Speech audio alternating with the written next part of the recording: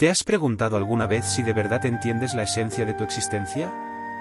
¿Qué pasaría si todo lo que crees sobre la vida y la realidad estuviera basado en una ilusión? Hoy te invitamos a descubrir las enseñanzas milenarias del budismo que no solo te abrirán los ojos a una nueva perspectiva, sino que podrían cambiar la forma en que ves tu vida, tus relaciones, e incluso tu propio ser. Estas lecciones han trascendido el tiempo por una razón, y ahora, es tu turno de explorarlas. Bienvenido al comienzo de un viaje transformador. Capítulo 1. La interdependencia de todos los seres. Imagina por un momento que todo lo que haces, cada decisión que tomas, está conectado de alguna forma con las personas a tu alrededor. No solo con tus seres queridos, sino con extraños, con la naturaleza, e incluso con el mundo entero. Este es el concepto de la interdependencia, una enseñanza central del budismo. Desde el momento en que te levantas por la mañana, ya estás interactuando con el mundo. El agua que usas para lavarte la cara proviene de una fuente, que alguien más se encargó de procesar para que llegue limpia a tu hogar. El desayuno que preparas fue cultivado y transportado por otras personas, y si te detienes a pensar, puedes notar que incluso el aire que respiras es el resultado de un delicado equilibrio en el ecosistema, donde las plantas y los árboles juegan un papel fundamental. Así es como, sin darnos cuenta, nuestras vidas están constantemente influenciadas por otros seres y fuerzas que tal vez no vemos, pero que están presentes en cada momento. La interdependencia nos enseña que todo está conectado. No somos seres aislados, funcionando de manera independiente. Vivimos en una red, donde cada acción que tomamos, ya sea grande o pequeña, tiene un impacto en el conjunto.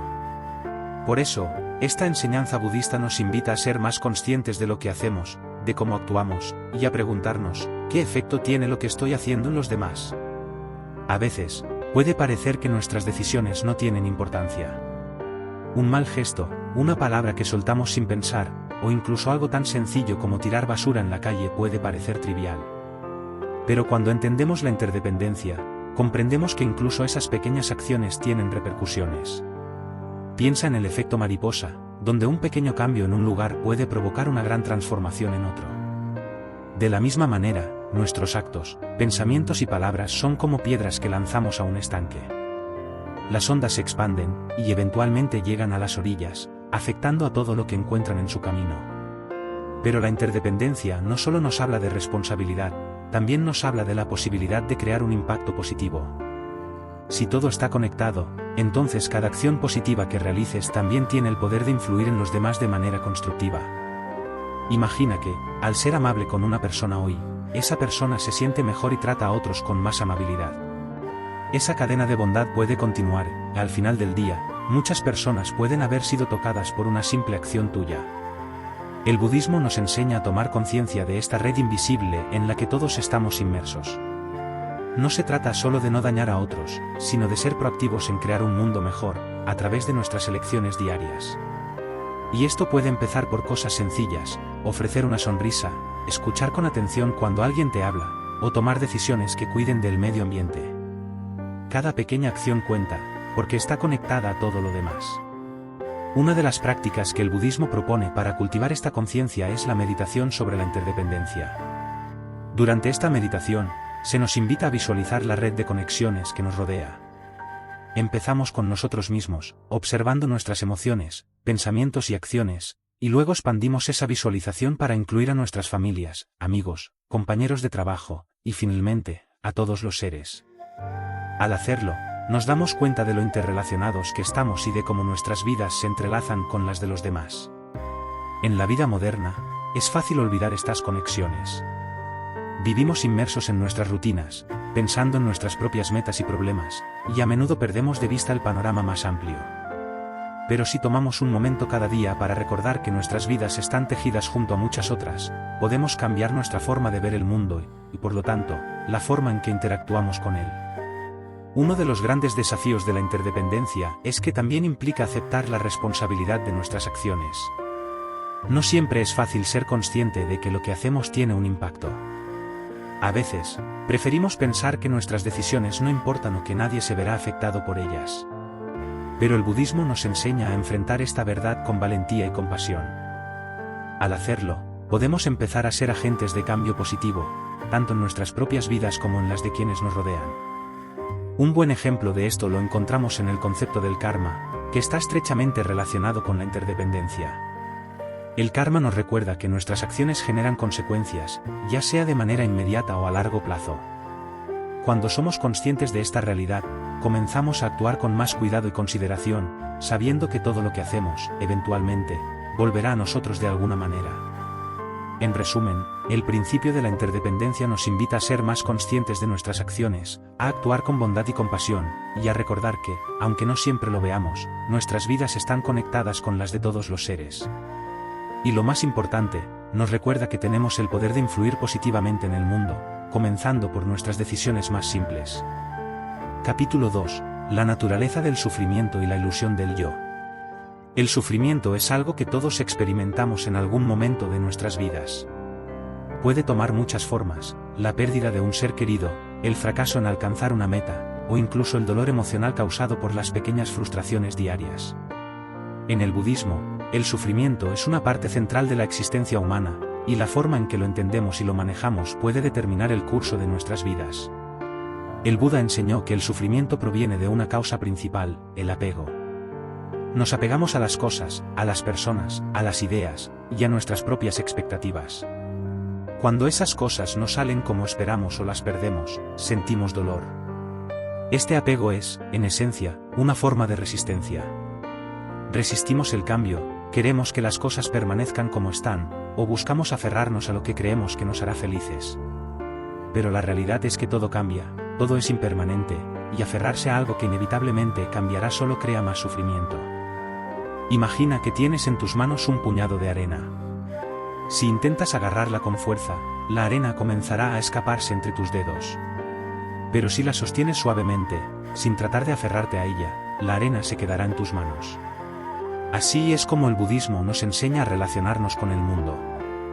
No se trata de evitar las cosas o las personas, sino de aprender a no aferrarnos a ellas de una manera que nos cause sufrimiento. En la raíz de este apego está la ilusión del yo. Desde una edad temprana, comenzamos a desarrollar una imagen de quiénes somos. Nos identificamos con nuestro cuerpo, nuestras emociones, nuestros pensamientos, nuestras experiencias, y construimos una identidad en torno a ello.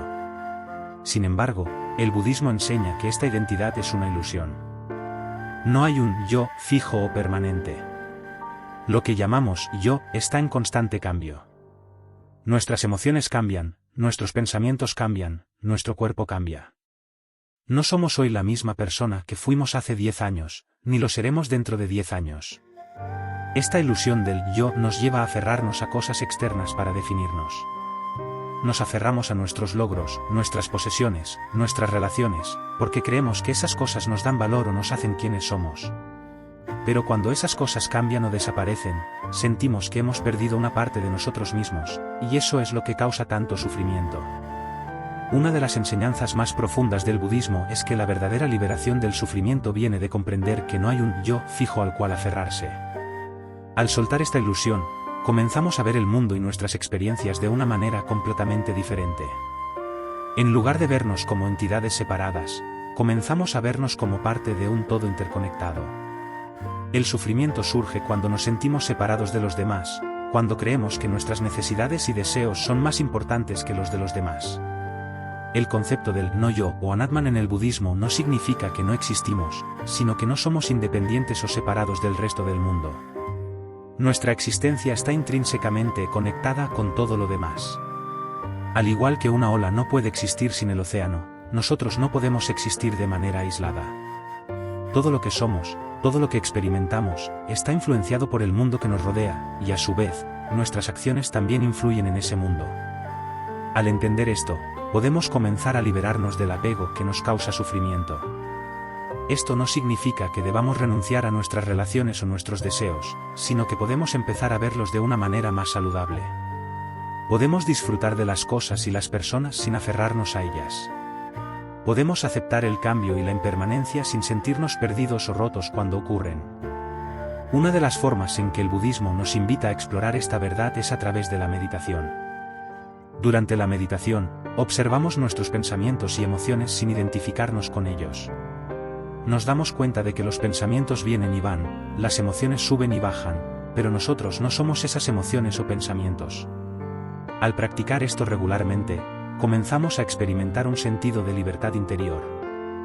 Ya no estamos atrapados en el drama de nuestras mentes, ni nos sentimos controlados por nuestras emociones. En nuestra vida diaria, podemos aplicar esta enseñanza cuando enfrentamos desafíos o dificultades. En lugar de resistir el sufrimiento o tratar de evitarlo, podemos observar con curiosidad y compasión. Preguntarnos, ¿de dónde viene este sufrimiento? ¿Qué expectativas o apegos lo están alimentando? Al hacer estas preguntas, comenzamos a ver el sufrimiento no como un enemigo, sino como un maestro que nos muestra dónde estamos aferrados y que debemos soltar. Este proceso no ocurre de la noche a la mañana.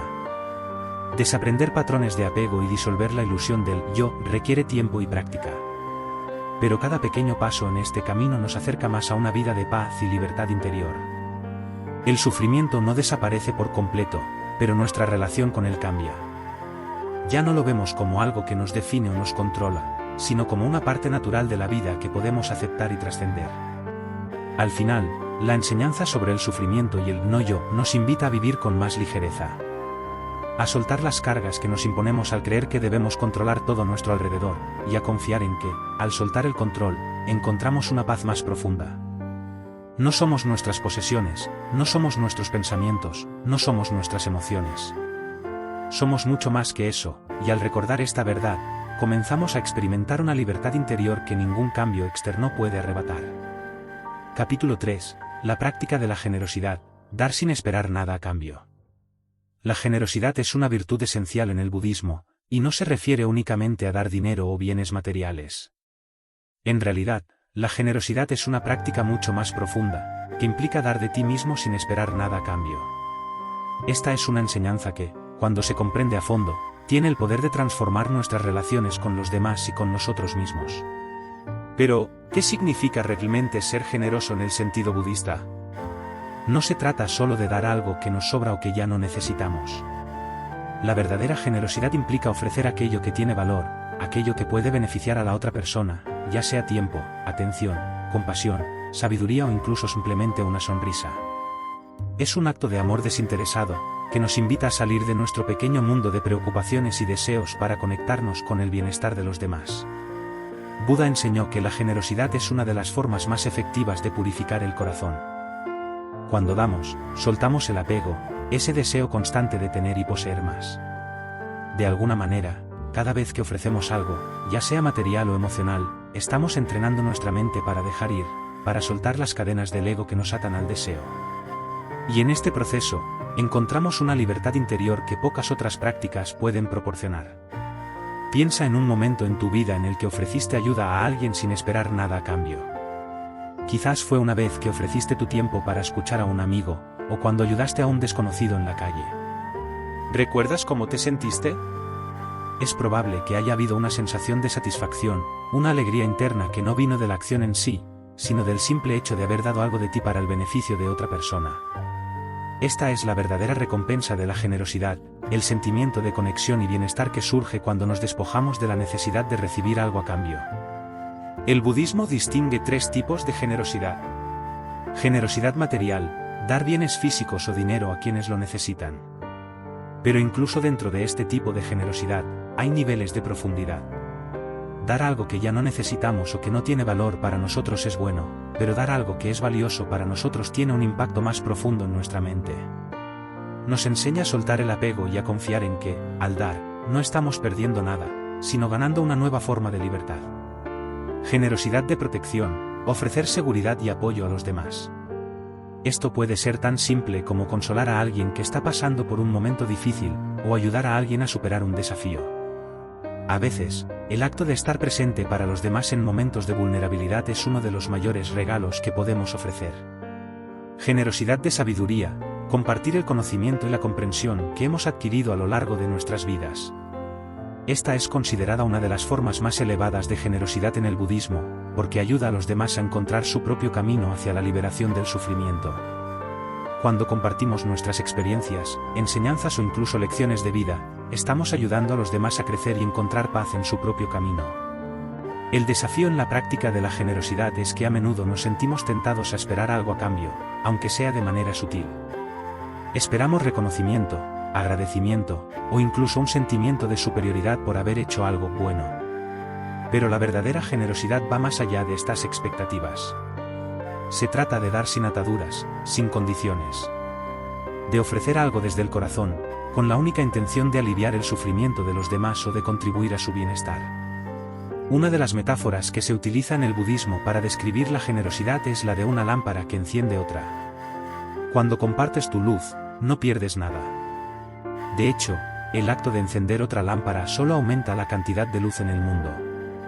De la misma manera, cuando compartes tu bondad, tu compasión, tu tiempo o tus recursos, no te empobreces, sino que contribuyes a iluminar la vida de los demás. En nuestra sociedad moderna, a menudo pensamos que ser generoso significa dar algo material. Pero, ¿cuántas veces nos hemos encontrado frente a alguien que simplemente necesitaba ser escuchado? ¿Cuántas veces hemos visto a alguien que solo necesitaba una palabra de aliento o una muestra de compasión? Estas formas de generosidad no requieren dinero ni bienes, solo requieren nuestra presencia y nuestro corazón abierto. La generosidad también se extiende a nosotros mismos. En el budismo, se nos enseña que debemos ser generosos con nosotros mismos, dándonos el espacio y el tiempo para descansar, reflexionar y crecer espiritualmente. Esto no es un acto de egoísmo, sino una forma de recargar nuestra energía para poder continuar sirviendo a los demás de manera más efectiva. Si no cuidamos de nosotros mismos, eventualmente nos agotamos y no podemos dar lo mejor de nosotros a los demás. Un aspecto importante de la generosidad es que no siempre se trata de grandes gestos. A veces, son las pequeñas acciones las que tienen un mayor impacto.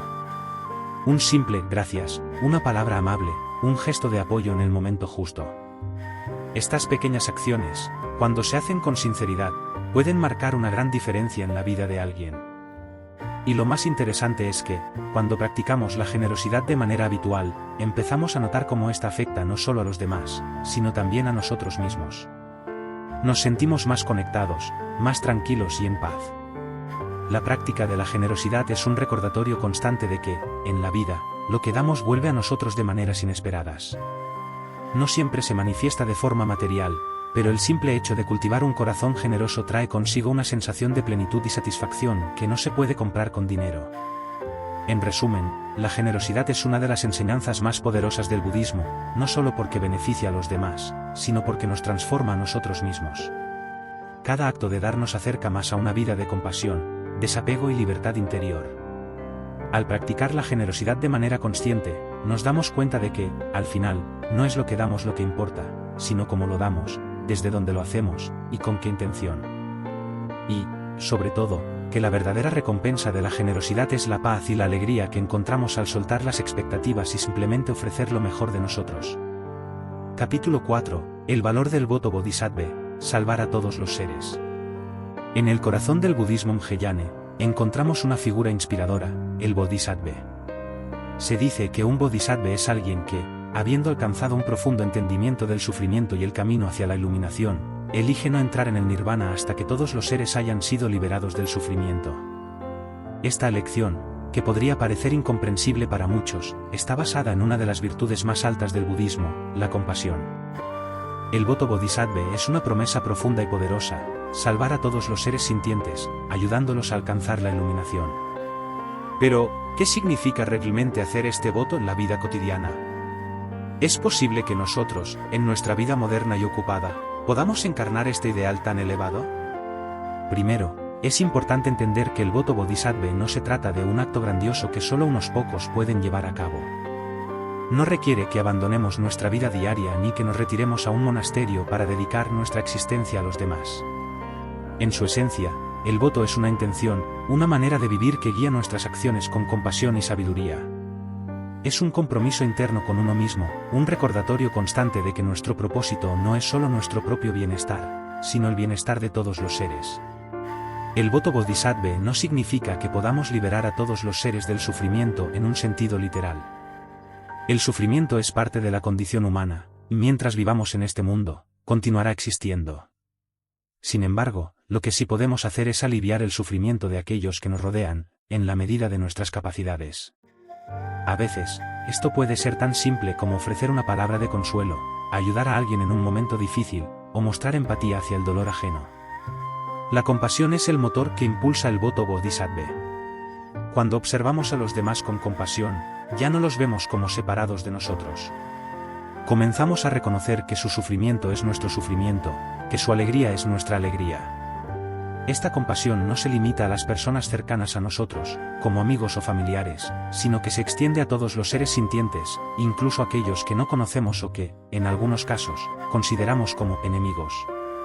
Este tipo de compasión universal es uno de los aspectos más desafiantes y transformadores del voto. Un bodhisattva ve más allá de las divisiones de raza, género, religión o clase social. Para el bodhisattva, todos los seres son iguales en su capacidad de experimentar sufrimiento y en su deseo de encontrar felicidad. Cuando comenzamos a ver el mundo desde esta perspectiva, nuestras interacciones cotidianas cambian. Ya no estamos enfocados solo en nuestros propios intereses o deseos. Nos volvemos más conscientes de las necesidades de los demás y estamos más dispuestos a ayudarlos, incluso cuando no hay un beneficio inmediato para nosotros. Uno de los principios clave del voto bodhisattva es el concepto de dana, o generosidad. Como mencionamos en el capítulo anterior, la generosidad no se limita a dar cosas materiales. Implica también compartir nuestro tiempo, nuestra energía y nuestro conocimiento con los demás. Pero en el contexto del voto bodhisattva, la generosidad adquiere una nueva dimensión. No se trata solo de dar lo que tenemos, sino de dar de una manera que realmente ayude a los demás a liberarse de su sufrimiento. A veces, esto significa ofrecer apoyo emocional o compartir una enseñanza que pueda ser útil. Otras veces, simplemente significa estar presentes, escuchando con atención y sin juzgar. Otra cualidad fundamental del bodhisattva es la paciencia. El camino hacia la liberación del sufrimiento es largo, a menudo, lleno de obstáculos. Al asumir el voto bodhisattva, nos comprometemos a caminar este camino con paciencia y perseverancia, sabiendo que no podemos cambiar el mundo de la noche a la mañana. La paciencia nos permite seguir ayudando, incluso cuando los resultados no son inmediatos o cuando enfrentamos resistencia. Nos enseña a aceptar que cada persona tiene su propio ritmo y que no podemos forzar a nadie a cambiar o a encontrar la paz. Lo único que podemos hacer es estar ahí, ofreciendo nuestra ayuda cuando se nos permita, y confiar en que nuestras acciones tendrán un impacto, aunque no sea evidente al principio. Una de las enseñanzas más hermosas del budismo Mahayana es que el camino del bodhisattva no es un sacrificio, sino una expresión de amor. Aunque renunciamos a nuestra propia entrada en el nirvana hasta que todos los seres hayan sido liberados, no lo hacemos con amargura o resentimiento. Al contrario, el bodhisattva encuentra una profunda alegría en ayudar a los demás. Aliviando el sufrimiento de los demás, encontramos un propósito más grande que nosotros mismos. Cada pequeño acto de compasión nos acerca más a nuestra propia liberación, porque nos libera del ego y del apego a nuestros deseos personales. El voto bodhisattva también nos enseña a ser resilientes. A lo largo de nuestra vida, encontraremos momentos de desafío, donde ayudar a los demás parecerá difícil o incluso imposible. Puede haber personas que no acepten nuestra ayuda, o situaciones en las que no sepamos cómo aliviar el sufrimiento. En esos momentos, el bodhisattva no se desanima. En lugar de rendirse, sigue adelante, confiando en que incluso los esfuerzos más pequeños pueden hacer una diferencia. Esta resiliencia está arraigada en la comprensión de que el camino hacia la liberación es largo y que cada paso, por pequeño que sea, cuenta. Un aspecto fundamental de la vida del bodhisattva es el equilibrio entre el servicio a los demás y el cultivo de uno mismo. Para poder ayudar verdaderamente a los demás, debemos continuar nuestro propio desarrollo espiritual. Si no cuidamos de nuestra mente y nuestro corazón, eventualmente nos agotaremos y no podremos ofrecer nuestra ayuda de manera efectiva. Por eso, el bodhisattva sigue practicando la meditación, la introspección y otras disciplinas que lo ayudan a mantenerse fuerte y centrado. El voto bodhisattva no es solo una promesa hacia los demás, sino también hacia nosotros mismos. Nos comprometemos a crecer, a aprender y a seguir cultivando las cualidades que nos permitirán ser una fuente de luz en el mundo. Es un recordatorio constante de que, aunque la liberación completa puede estar lejos, cada acto de compasión y amor nos acerca un poco más. En resumen, el voto bodhisattva es mucho más que un ideal elevado, es una práctica que podemos llevar a nuestras vidas diarias, aquí y ahora. No se trata de ser perfectos o de salvar a todos, sino de hacer lo mejor que podamos en cada momento, recordando que cada pequeño gesto de bondad contribuye a aliviar el sufrimiento del mundo. Al vivir con esta intención, nos convertimos en una fuente de esperanza, compasión y luz, no solo para los demás, sino también para nosotros mismos. Capítulo 5. La muerte y la transitoriedad. Cómo aceptar la mortalidad. La muerte es uno de los grandes misterios de la vida, un tema que a menudo evitamos o tememos, pero que forma parte inevitable de nuestra existencia. En muchas culturas, la muerte es vista como el final definitivo, una barrera inamovible que genera miedo e incertidumbre. Sin embargo, en el budismo, la muerte es entendida de manera diferente, no como el fin, sino como una transición natural, un cambio más en el ciclo continuo de la vida. Desde una perspectiva budista, la muerte y la transitoriedad están profundamente interrelacionadas con la naturaleza misma de la existencia. Todo en la vida está en constante cambio. Nada es permanente, ni nuestros cuerpos, ni nuestras posesiones, ni nuestras emociones. Todo lo que nace, eventualmente muere. Este principio, conocido como anicca o impermanencia, es una de las verdades más fundamentales del budismo. Y aunque pueda parecer desalentador al principio, la aceptación de la impermanencia es, en realidad, una fuente de liberación y paz profunda. Pero, ¿cómo aceptar la muerte en una cultura que tiende a negarla, evitarla o verla como un tabú? El budismo nos enseña que aceptar la muerte es también aceptar la vida. La vida y la muerte son dos caras de la misma moneda, y comprender esto nos ayuda a vivir con más libertad y menos miedo. Al reconocer que todo lo que experimentamos es pasajero, podemos aprender a desapegarnos del sufrimiento que surge cuando intentamos aferrarnos a lo que no puede durar. Imagina por un momento que vives tu vida como si cada día fuera tu último. ¿Cómo cambiarían tus prioridades? ¿Seguirías dedicando tanto tiempo a las preocupaciones triviales o al resentimiento? La aceptación de la muerte nos enseña a apreciar cada momento, a vivir con mayor intensidad, sabiendo que nada es seguro ni eterno. Cada interacción con nuestros seres queridos, cada pequeño placer, cada reto se convierte en algo valioso, porque entendemos que no durará para siempre. Este es uno de los regalos más poderosos que la aceptación de la transitoriedad nos puede ofrecer, la capacidad de vivir plenamente, en el presente. Uno de los textos más conocidos en el budismo tibetano es el Bardo Thodol, también conocido como el libro tibetano de los muertos. Este libro ofrece una guía sobre lo que sucede después de la muerte, pero también se utiliza como un recordatorio de cómo debemos vivir nuestras vidas. En lugar de temer a la muerte, el texto nos anima a verla como una oportunidad para el renacimiento, una fase de transición en el viaje del alma.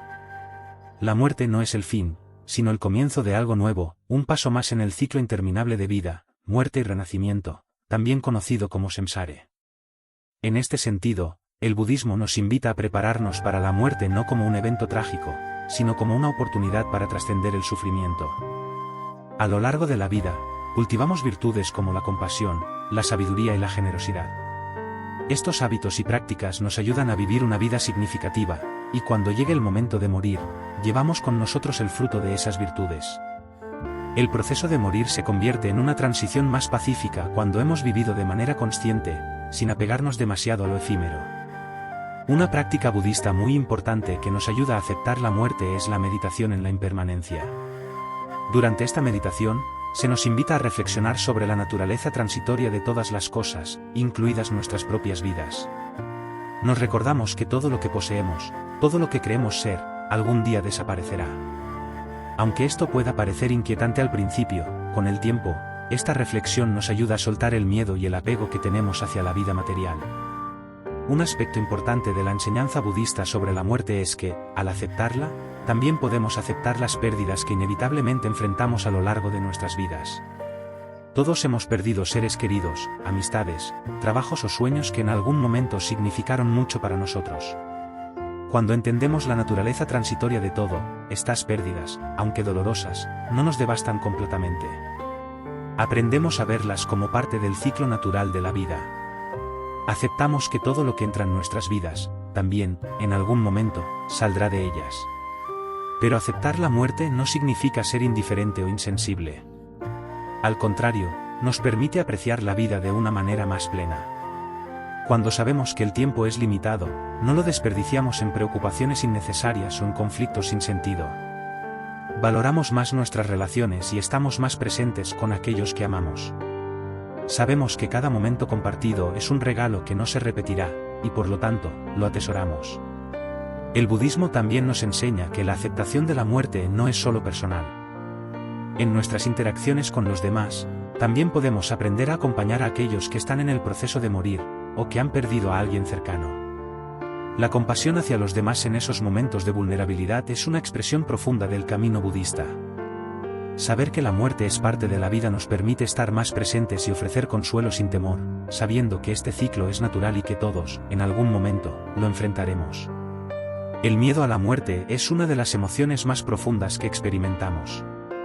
Nos hace sentir inseguros, nos hace resistir el envejecimiento y nos impulsa a aferrarnos a la juventud, las posesiones y las relaciones.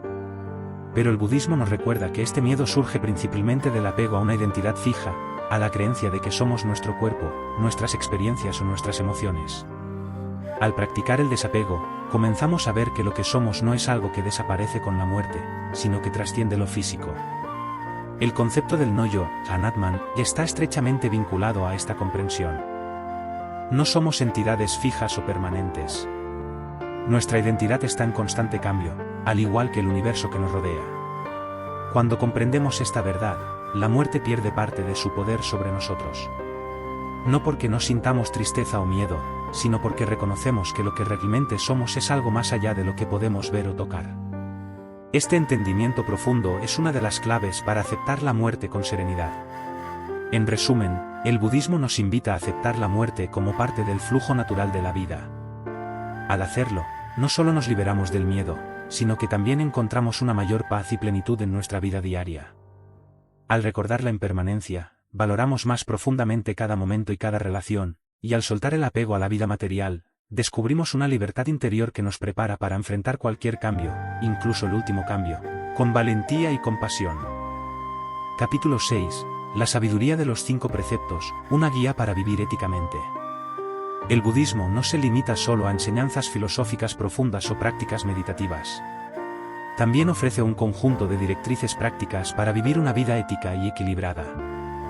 Los 5 preceptos son una de las enseñanzas fundamentales del Buda, diseñados para ayudarnos a vivir de manera que reduzcamos el sufrimiento y cultivemos la paz, tanto para nosotros como para quienes nos rodean. Estos preceptos son más que simples reglas o mandamientos. Son compromisos que tomamos para vivir de acuerdo con los principios de no violencia, respeto y autocontrol. Son una forma de guiar nuestras acciones cotidianas hacia una vida más armoniosa y conectada con los demás. Cada precepto actúa como una brújula que nos orienta hacia una vida más consciente y respetuosa. Cuando vivimos según estos principios, no solo reducimos el sufrimiento que causamos, sino que también encontramos una mayor claridad y paz interior. Los 5 preceptos son: no matar, ahimsa, respeto por toda vida. El primer precepto es quizás uno de los más importantes y conocidos: no causar daño a ningún ser vivo. Esto incluye a personas, animales e incluso insectos. El principio de ahimsa, no violencia, es una llamada a respetar la vida en todas sus formas. Este precepto nos invita a cultivar la compasión y el respeto por todas las criaturas, reconociendo que todos los seres desean vivir y evitar el sufrimiento. En la vida moderna, esto puede parecer difícil. No siempre podemos evitar dañar a otros seres, incluso en situaciones cotidianas como caminar por la calle o comer alimentos que han sido cultivados. Sin embargo, el precepto nos recuerda que debemos hacer todo lo posible para minimizar el daño. Esto no solo implica evitar la violencia física, sino también la violencia en nuestras palabras y pensamientos. ¿Cuántas veces, sin darnos cuenta, causamos daño con palabras hirientes o acciones impulsivas? Practicar este precepto es un recordatorio constante de vivir con conciencia y amabilidad, para reducir el sufrimiento tanto como sea posible. No tomar lo que no se ha dado, honestidad y respeto por los bienes de los demás. El segundo precepto es un compromiso con la honestidad y el respeto por la propiedad de los demás. Esto significa no robar ni tomar lo que no nos pertenece. Pero este precepto va más allá de la simple idea de no robar. También nos invita a ser conscientes de cómo nuestras acciones pueden privar a los demás de lo que necesitan. Por ejemplo, ¿cómo utilizamos nuestros recursos? ¿Somos generosos o avaros con lo que tenemos? Vivir según este precepto no solo implica abstenerse de tomar lo que no es nuestro, sino también aprender a ser generosos con lo que tenemos. Nos enseña a valorar la confianza que otros depositan en nosotros y a no abusar de esa confianza. En lugar de buscar acumular, el precepto nos invita a vivir de manera simple y a compartir con los demás, creando un mundo más justo y equitativo. No tener conductas sexuales inapropiadas, responsabilidad y respeto en las relaciones. Este precepto se refiere a la responsabilidad y el respeto en nuestras relaciones. No se trata solo de evitar la infidelidad o las relaciones inapropiadas, sino también de actuar con integridad y respeto hacia los demás en todas nuestras interacciones íntimas. La conducta sexual inapropiada puede causar un profundo sufrimiento a las personas, destruyendo relaciones, confianza y generando dolor emocional. Practicar este precepto implica ser honestos con nosotros mismos y con los demás, respetando los límites de las relaciones y evitando acciones que puedan herir o aprovecharse de otra persona. También implica ser conscientes del poder de nuestras palabras y acciones en el ámbito sexual, y cómo podemos utilizarlas para construir relaciones basadas en el respeto mutuo, el cariño y la honestidad. No mentir ni hablar de manera dañina, veracidad y bondad en el habla. El cuarto precepto trata sobre la veracidad y la integridad en nuestro discurso. Esto no solo significa no mentir, sino también evitar el chisme, las palabras hirientes y el lenguaje manipulador. El habla tiene un gran poder, puede construir puentes o destruirlos, puede sanar o herir. Este precepto nos invita a utilizar nuestras palabras de manera constructiva y a ser conscientes del impacto que tienen en los demás. La práctica del habla consciente nos enseña a pensar antes de hablar. ¿Lo que estamos a punto de decir es cierto? ¿Es necesario? ¿Es amable? Al hacer estas preguntas, aprendemos a comunicarnos de manera más consciente y amorosa, evitando las palabras que pueden causar daño. También nos invita a escuchar con empatía y a valorar el silencio cuando sea necesario, reconociendo que a veces, no decir nada es la mejor manera de respetar a los demás. No intoxicarse con sustancias que nublen la mente, claridad y autocontrol. El último precepto nos llama a evitar el consumo de sustancias que alteren nuestra mente y nos lleven a actuar de manera irresponsable o dañina. Esto incluye no solo drogas y alcohol, sino cualquier cosa que pueda nublar nuestra mente y reducir nuestra capacidad de actuar con claridad y conciencia. Cuando nos intoxicamos, perdemos la capacidad de ver con claridad y tomar decisiones conscientes, lo que a menudo lleva a sufrimiento tanto para nosotros como para los demás. Practicar este precepto implica cuidar nuestra mente y nuestro cuerpo, manteniéndolos en un estado que nos permita actuar de manera ética y consciente. La mente clara es una herramienta valiosa en el camino espiritual, y este precepto nos recuerda que debemos protegerla y no dañarla con comportamientos impulsivos o destructivos. Estos 5 preceptos no son reglas rígidas, sino compromisos voluntarios que asumimos para vivir de manera más consciente y ética. No se espera que seamos perfectos en su práctica, pero al esforzarnos por seguirlos, comenzamos a crear una vida más pacífica, no solo para nosotros, sino también para quienes nos rodean. En el budismo, no se trata de ser castigados si no seguimos estos preceptos, sino de reconocer cómo nuestras acciones tienen consecuencias y aprender de nuestros errores. Al seguir los 5 preceptos, no solo estamos cultivando una vida ética, sino también desarrollando una mayor claridad mental, una mayor paz interior, y relaciones más saludables con los demás. Al reducir el sufrimiento que causamos, también reducimos nuestro propio sufrimiento, y creamos una base sólida para avanzar en el camino espiritual. Uno de los grandes beneficios de vivir de acuerdo con estos preceptos es que empezamos a experimentar una mayor confianza en nosotros mismos. Sabemos que estamos actuando de manera ética, lo que nos permite caminar por la vida con la frente en alto, sin miedo a las consecuencias de nuestras acciones. Esta integridad y coherencia entre lo que pensamos, decimos y hacemos, nos proporciona una estabilidad interna que es difícil de encontrar de otra manera. En resumen, los 5 preceptos son una guía práctica para vivir de manera ética y consciente, minimizando el sufrimiento en nuestras vidas y en las de los demás. No se trata de perfección, sino de intención y esfuerzo constante por actuar con respeto, compasión y claridad. Al comprometernos con estos principios, empezamos a transformar nuestra vida y las vidas de aquellos a nuestro alrededor, creando una existencia más pacífica y significativa. Capítulo 7. El despertar de la conciencia a través de la meditación Zen. La meditación Zen, conocida como Zazen en japonés, es una de las prácticas centrales del budismo. Es mucho más que una simple técnica para relajarse o calmar la mente, es una herramienta poderosa que nos ayuda a despertar la verdadera naturaleza de nuestra conciencia. A través de esta práctica, podemos ver con claridad la realidad tal como es, sin las distracciones de nuestros pensamientos o emociones. Pero, ¿qué significa realmente meditar en el contexto del Zen, y cómo puede transformar nuestra vida? Para empezar, Zazen se traduce literalmente como meditación sentada, pero no se trata solo de sentarse en silencio. Es una práctica que nos invita a estar plenamente presentes en cada momento. nos ayuda a observar cómo nuestra mente está constantemente saltando de un pensamiento a otro, cómo nos apegamos a nuestras emociones o juicios, y cómo esto nos impide ver la verdadera naturaleza de las cosas. El primer paso en Zazen es la postura. Sentarse con la espalda recta, las piernas cruzadas o en una posición cómoda, con las manos en el regazo y los ojos entreabiertos. Aunque puede parecer sencillo, la postura en sí misma es una parte esencial de la práctica. Mantener el cuerpo estable y equilibrado ayuda a estabilizar también la mente.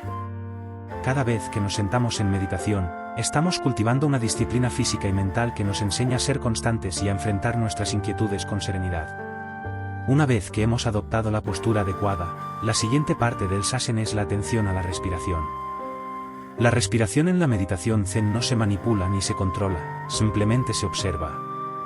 Al prestar atención a nuestra respiración natural, empezamos a calmar la mente y a enfocarnos en el presente.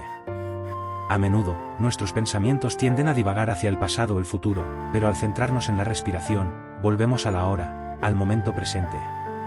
Sin embargo, la meditación Zen va más allá de solo prestar atención a la respiración. A medida que profundizamos en la práctica, comenzamos a observar nuestros pensamientos sin identificarnos con ellos. En lugar de vernos atrapados en el drama de nuestra mente, simplemente notamos que los pensamientos surgen y desaparecen, como nubes que pasan por el cielo. No intentamos detenerlos ni juzgarlos, solo los observamos con curiosidad y desapego. Uno de los objetivos más profundos del Zazen es el despertar de la conciencia o Kens. Este término se refiere a una experiencia directa de la realidad, una visión clara de la verdadera naturaleza de nuestra existencia. En el Zen, se enseña que todos tenemos esta naturaleza búdica dentro de nosotros, pero está oculta por las capas de pensamientos, emociones y deseos que constantemente nos distraen. A través de la meditación, podemos despejar esas capas y experimentar, aunque sea por un momento, una profunda conexión con todo lo que nos rodea. Sin embargo, el despertar no es un evento único que ocurre de repente. En lugar de ello, es un proceso gradual, una serie de pequeños despertares que ocurren a lo largo del tiempo. Cada vez que nos sentamos a meditar, cada vez que somos capaces de dejar pasar un pensamiento sin apegarnos a él, estamos dando un paso más hacia el despertar.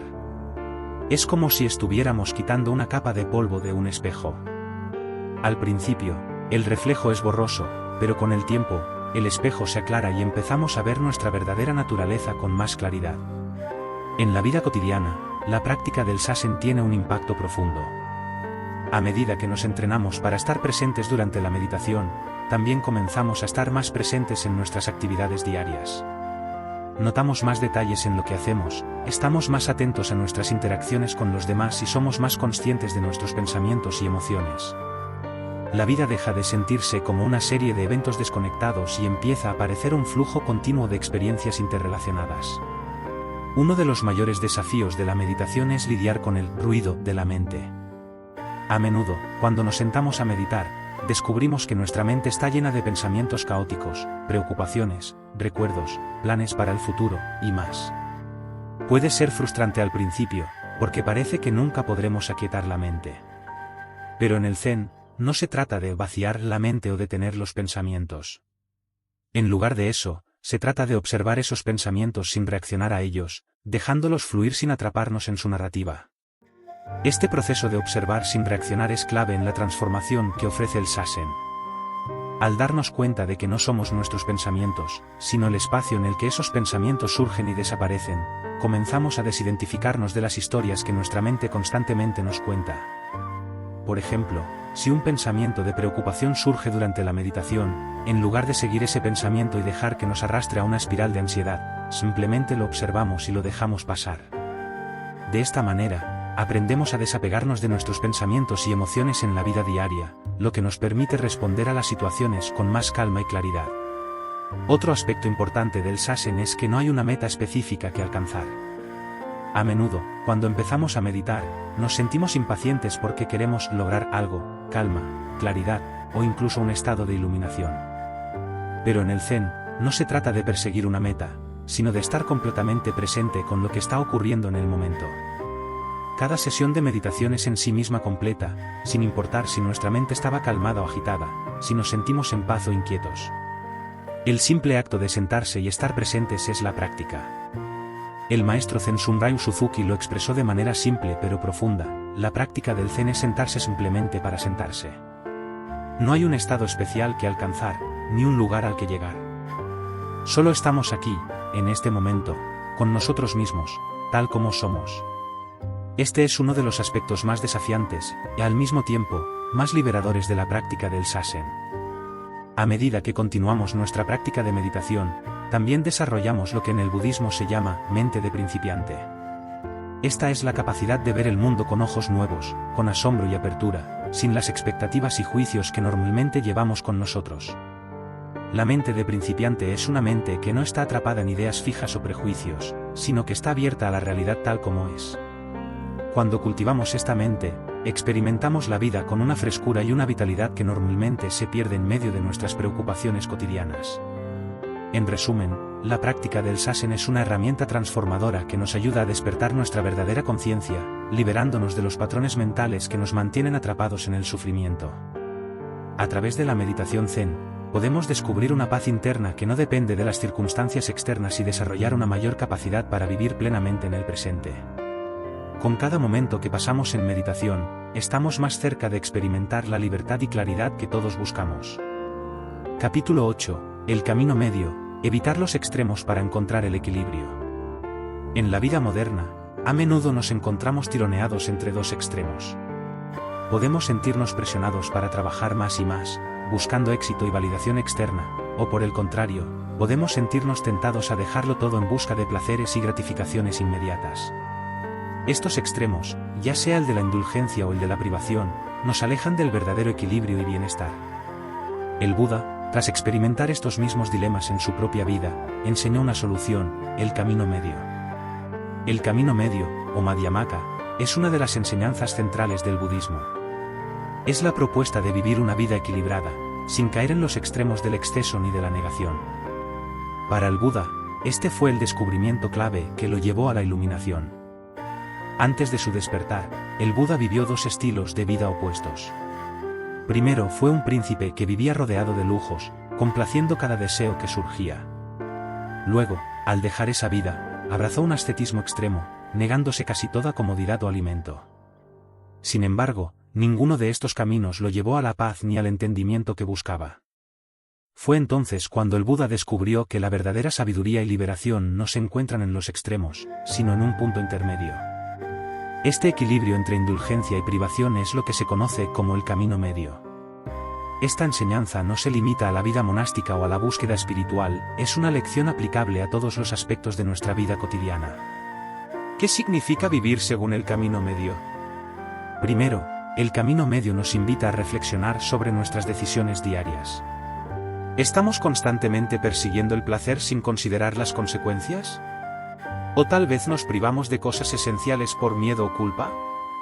Este principio nos enseña a observar nuestra vida y a encontrar un punto de equilibrio, donde podamos satisfacer nuestras necesidades sin caer en el apego excesivo o el sacrificio innecesario. El budismo nos enseña que la felicidad no se encuentra en la satisfacción de todos los deseos, sino en la moderación y en la capacidad de estar en paz con lo que tenemos. Cuando corremos constantemente detrás de las gratificaciones, descubrimos que nunca es suficiente. Siempre hay algo más que queremos, algo que creemos que nos traerá la verdadera felicidad. Pero cuando obtenemos eso, surge otro deseo, y así nos mantenemos atrapados en un ciclo interminable de insatisfacción. Por otro lado, el extremo opuesto, el ascetismo severo o la privación total, tampoco conduce a la paz. Negarnos a disfrutar de la vida y rechazar todo lo que pueda darnos placer puede llevar a una sensación de resentimiento y agotamiento. El camino medio nos enseña que no debemos caer en ninguno de estos dos extremos. La clave es encontrar un punto en el que podamos vivir de manera sencilla pero plena, sin ser dominados por nuestros deseos ni por la idea de que debemos renunciar a todo para ser espirituales. En nuestra vida cotidiana, el camino medio se manifiesta en diferentes áreas. En el trabajo, por ejemplo, a menudo sentimos la presión de ser productivos, de estar siempre haciendo. Esta mentalidad de trabajar incansablemente nos lleva al agotamiento, afectando nuestra salud mental y física. Pero si nos alejamos por completo del trabajo y la responsabilidad, también podemos sentirnos sin propósito o desconectados. El camino medio nos invita a encontrar un equilibrio, donde trabajamos con diligencia, pero también nos damos permiso para descansar, disfrutar y nutrirnos. Lo mismo se aplica a nuestras relaciones. A veces podemos caer en el extremo de depender emocionalmente de los demás, esperando que nuestros amigos, familiares o pareja nos proporcionen toda la felicidad que buscamos. O, por otro lado, podemos aislarnos, tratando de ser completamente autosuficientes y evitando cualquier forma de vulnerabilidad. El camino medio aquí implica un equilibrio entre la conexión con los demás y el cultivo de una vida interna rica. Nos enseña a ser abiertos y generosos en nuestras relaciones, sin esperar que otros llenen todos nuestros vacíos. También podemos ver este principio en nuestra relación con el cuerpo. En un extremo, podemos caer en la indulgencia, comiendo en exceso, evitando el ejercicio y descuidando nuestra salud. En el otro extremo, podríamos convertirnos en obsesivos con la dieta, el ejercicio o la imagen corporal, al punto de generar estrés y ansiedad. El camino medio en este aspecto implica cuidar de nuestro cuerpo con respeto y atención, pero sin caer en excesos ni en autoimposiciones extremas. El camino medio no es simplemente un concepto filosófico, sino una práctica que requiere constante atención y conciencia. Cada día, en cada situación, tenemos la oportunidad de elegir cómo respondemos a los estímulos, deseos y demandas que se nos presentan. El budismo nos enseña que no se trata de reprimir nuestros deseos, sino de aprender a no ser esclavos de ellos. La clave está en la consciencia, darnos cuenta de cuando estamos inclinándonos hacia un extremo y hacer un esfuerzo consciente por regresar al centro. Esta práctica es especialmente útil en la meditación. Durante la meditación, podemos enfrentarnos a pensamientos que nos arrastran hacia un extremo de distracción o ansiedad. Podríamos pensar en problemas pasados o en preocupaciones futuras. La práctica del camino medio en la meditación nos enseña a no aferrarnos a esos pensamientos, pero tampoco a luchar contra ellos. Simplemente los dejamos ir, regresando al equilibrio de la mente y al momento presente. Al mismo tiempo, el camino medio nos enseña a ser compasivos con nosotros mismos. A menudo, cuando intentamos vivir de manera equilibrada, podemos caer en el juicio o la autocrítica si no logramos mantener ese equilibrio en todo momento. Es importante recordar que el camino medio no es un estado fijo, sino un proceso constante de ajuste. Habrá momentos en los que nos inclinemos más hacia un lado u otro, y eso está bien. Lo importante es estar atentos y hacer los ajustes necesarios sin culpa ni presión. Otro aspecto crucial del camino medio es la toma de decisiones. En nuestra vida diaria, enfrentamos muchas decisiones, grandes y pequeñas, que requieren un juicio equilibrado. El camino medio nos invita a tomar decisiones que no se basen en el miedo o el deseo desenfrenado, sino en la sabiduría y la reflexión.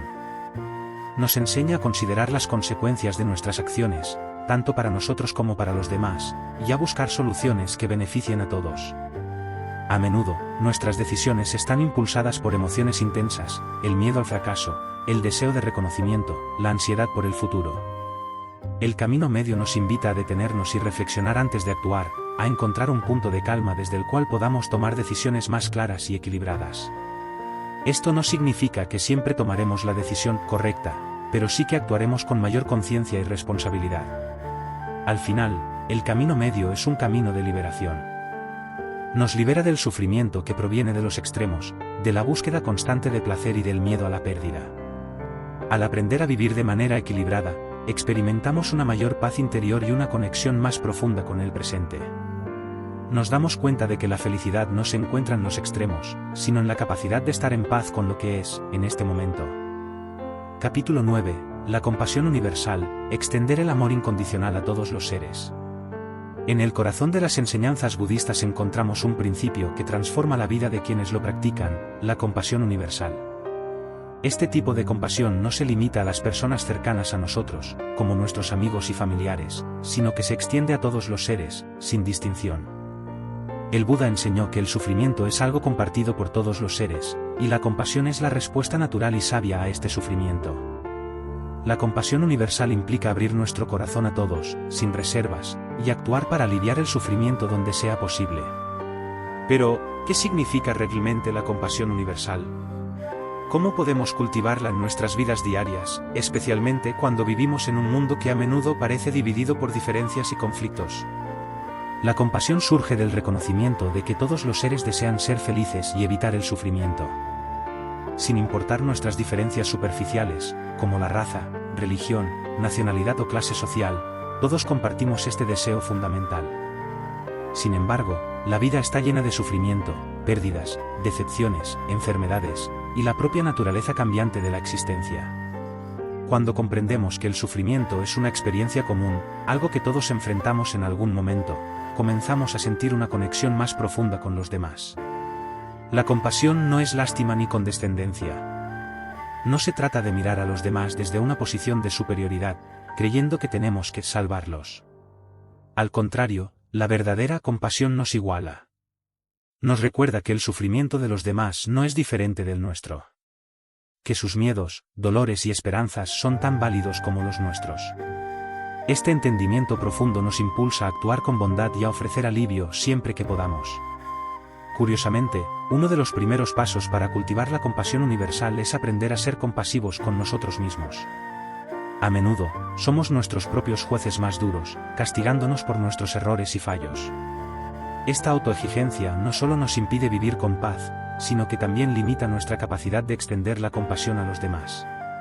Si no podemos perdonarnos a nosotros mismos o ser amables con nuestras propias imperfecciones, nos resultará difícil hacerlo por los demás. La autocompasión no es indulgencia, sino una forma de reconocernos como seres humanos imperfectos que también merecen amor y comprensión. Al practicar la autocompasión, aprendemos a tratarnos con el mismo cuidado que ofreceríamos a un buen amigo que está pasando por un momento difícil. Nos damos cuenta de que está bien fallar, que el sufrimiento es parte de la vida, y que merecemos el mismo cariño y respeto que extendemos a los demás.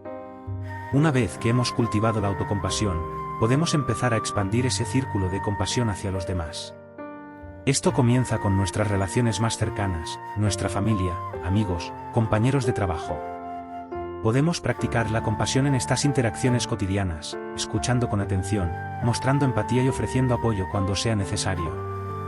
Estos actos de bondad, aunque pequeños, tienen un impacto profundo en nuestras vidas y en las vidas de quienes nos rodean. El verdadero desafío surge cuando intentamos expandir nuestra compasión más allá de este círculo cercano. Es relativamente fácil ser compasivo con las personas que conocemos y amamos, pero ¿qué sucede con los extraños? ¿O con aquellas personas con las que tenemos conflictos o diferencias? Aquí es donde la compasión universal entra en juego. La compasión universal nos invita a mirar más allá de las barreras que nos dividen, las diferencias de opinión, de estilo de vida o incluso de moralidad. Todos, sin importar quiénes sean, están luchando de alguna manera. El desconocido que vemos en la calle, el colega con el que no nos llevamos bien, o incluso aquellos a quienes consideramos enemigos, todos ellos experimentan sufrimiento, al igual que nosotros. El Buda enseñó que la compasión debe extenderse a todos, sin excepción, porque todos los seres tienen la capacidad de sufrir y el derecho a ser felices. Este tipo de compasión es un gran reto porque implica dejar de lado nuestros juicios y resentimientos. Nos pide que veamos más allá de nuestras percepciones superficiales y que reconozcamos la humanidad en todos. La práctica del amor compasivo, mete, es una forma poderosa de cultivar esta actitud. En la meditación de mete, nos centramos en enviar pensamientos de amor y bondad primero a nosotros mismos, luego a nuestros seres queridos, después a los conocidos, y finalmente a aquellos con quienes tenemos conflictos, e incluso a los desconocidos. Esta práctica nos ayuda a romper las barreras mentales que hemos creado entre nosotros y ellos, y a desarrollar una conexión genuina con todos los seres. La compasión universal no es solo una emoción, sino que también se expresa en nuestras acciones. El Buda nos enseñó que debemos hacer todo lo posible por aliviar el sufrimiento de los demás, ya sea a través de pequeños gestos diarios o de acciones más grandes. La compasión no tiene que ser algo grandioso o heroico, a menudo, se manifiesta en las pequeñas cosas, escuchar con atención a alguien que necesita hablar, ofrecer ayuda a un compañero de trabajo que está abrumado, o simplemente sonreír a alguien que parece estar pasando un mal día. El acto de dar, sin esperar nada a cambio, es una manifestación clave de la compasión. Puede ser dar nuestro tiempo, nuestras habilidades o incluso recursos materiales, pero siempre desde un lugar de generosidad genuina. Este tipo de compasión no busca reconocimiento ni recompensa, sino que surge del deseo sincero de aliviar el sufrimiento de los demás. Sin embargo, es importante recordar que la compasión no significa permitir que los demás nos lastimen o aprovecharse de nosotros. A veces, la acción más compasiva que podemos tomar es establecer límites claros y protegernos de situaciones o personas que nos causan daño. La compasión también implica ser sabios y actuar de manera que beneficie tanto a los demás como a nosotros mismos. Cuando practicamos la compasión universal, no solo transformamos nuestras propias vidas, sino también el mundo que nos rodea. La compasión tiene un efecto multiplicador, una acción bondadosa puede inspirar a otros a ser más amables, creando una cadena de buenas acciones que se extiende más allá de lo que podemos ver. En un mundo donde el sufrimiento a menudo parece abrumador, la compasión es una fuerza que puede traer sanación y conexión. Además, la compasión universal nos libera de muchas de las emociones negativas que nos mantienen atrapados, el odio, el resentimiento, la ira. Cuando respondemos con compasión, nos damos cuenta de que estas emociones solo nos causan más sufrimiento. La compasión nos permite soltar esos sentimientos, y en su lugar, cultivar una paz interior que no depende de las circunstancias externas. En resumen, la compasión universal es una enseñanza central en el budismo que nos invita a abrir nuestros corazones a todos los seres, sin excepción. Al practicar la compasión, no solo ayudamos a los demás a aliviar su sufrimiento, sino que también encontramos una mayor paz y libertad en nuestras propias vidas. A través de pequeños actos diarios y la práctica consciente, podemos expandir nuestra compasión y contribuir a un mundo más amoroso y conectado. Capítulo 10. La rueda del samsara. Cómo romper el ciclo del renacimiento. El budismo nos enseña que la vida, tal como la experimentamos, está marcada por el ciclo interminable de nacimiento, vida, muerte y renacimiento, conocido como samsara. Este ciclo, alimentado por el karma y el deseo, es una fuente de sufrimiento constante. Sin embargo, también nos enseña que es posible liberarse de este ciclo, alcanzar la iluminación, y poner fin al sufrimiento. Pero, ¿qué es exactamente samsara y cómo podemos romper este ciclo? Samsara es el ciclo en el que todos los seres están atrapados. Es el ciclo de renacimiento y muerte que continúa sin cesar, a menos que rompamos sus cadenas a través de la sabiduría y la práctica espiritual. Pero lo que hace que samsara sea particularmente desafiante es que no siempre parece ser sufrimiento. A veces, experimentamos momentos de felicidad, éxito y satisfacción. Sin embargo, el budismo nos enseña que estos momentos son temporales, y en última instancia, insatisfactorios, porque todo en la vida está en constante cambio. Es importante comprender que el sufrimiento en samsara no se refiere solo a la miseria extrema o al dolor físico. Se refiere también al sufrimiento más sutil que proviene de la impermanencia de todas las cosas. Cada alegría, cada logro, cada relación está sujeta al cambio. Y cuando nos apegamos a estas cosas, inevitablemente experimentamos sufrimiento, porque no podemos evitar que cambien o se desvanezcan. La raíz de este sufrimiento está en nuestra ignorancia acerca de la verdadera naturaleza de la realidad. Vivimos en samsara porque no entendemos que todo lo que buscamos en el mundo material es transitorio. Nuestros deseos nos atrapan en este ciclo, haciéndonos buscar constantemente nuevas experiencias, nuevas posesiones o nuevas relaciones, creyendo que ellas nos darán la felicidad duradera que anhelamos. Pero la felicidad en samsara es ilusoria, porque siempre está sujeta al cambio, y por lo tanto, nunca es permanente. El motor que impulsa el ciclo de samsara es el karma. El karma, en términos sencillos, es la ley de causa y efecto.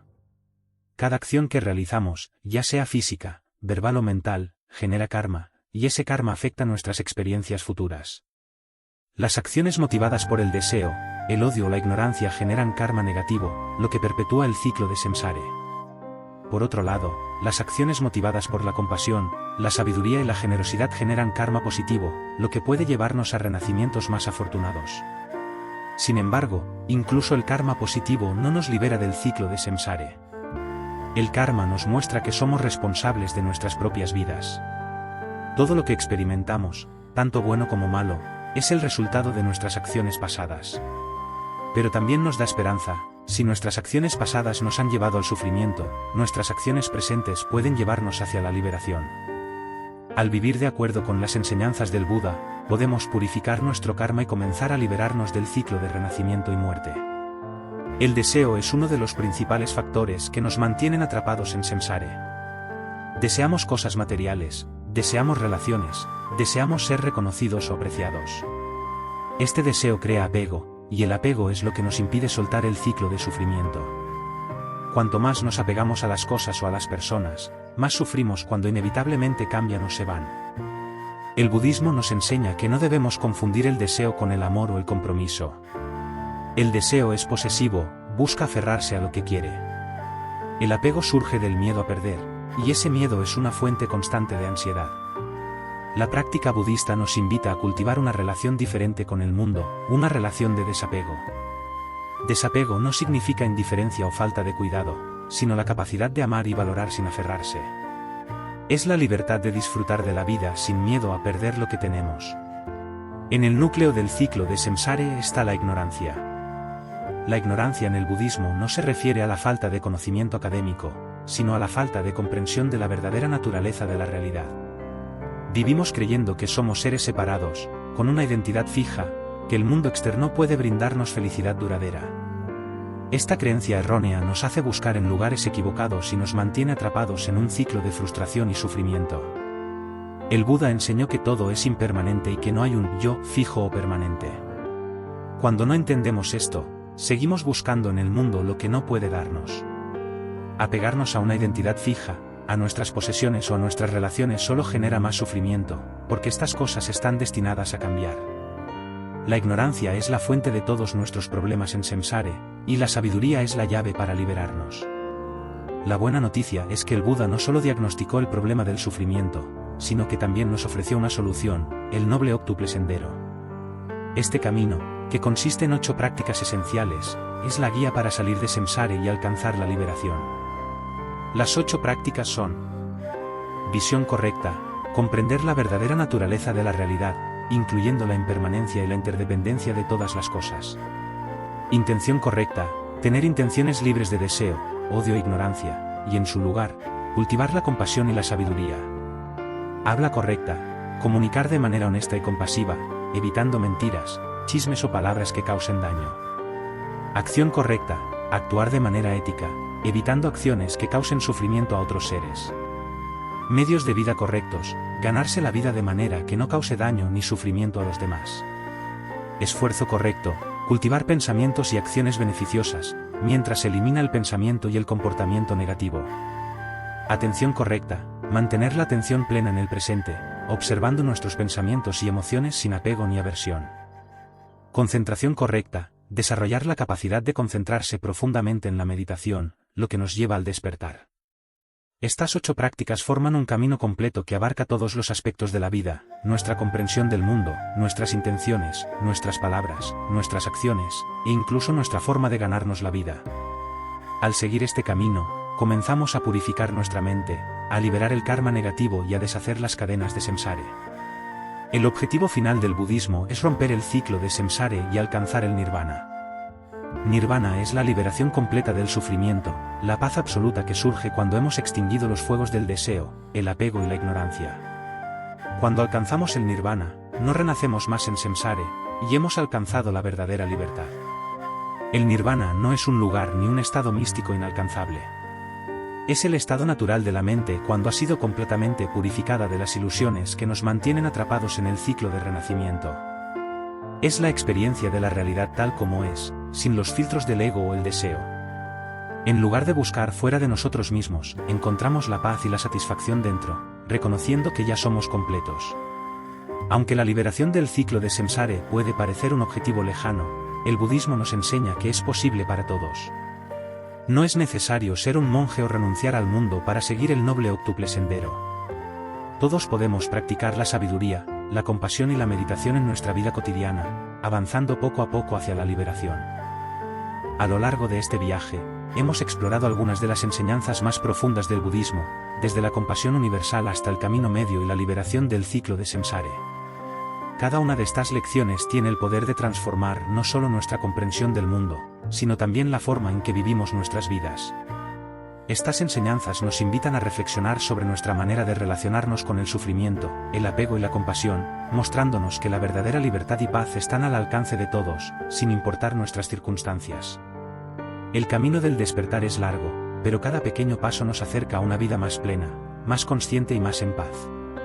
No se trata de perfección, sino de compromiso, el compromiso de vivir con mayor sabiduría, con más compasión y con un corazón abierto a todos los seres.